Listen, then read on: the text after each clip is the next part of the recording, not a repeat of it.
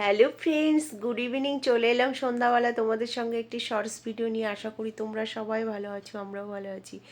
তো সকালে তো কাজে বেরিয়েছিলাম, কাজে বেরিয়ে এসে খেয়ে দিয়ে ঘুমিয়ে পড়েছিলাম।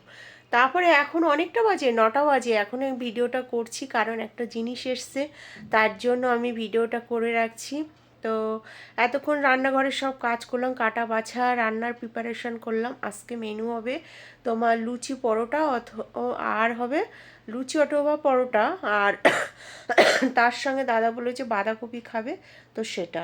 আর এই যে আমি একটা জিনিস অর্ডার করেছিলাম, দেখো, এটাই পেডিকিওর পেডিকিওর করা,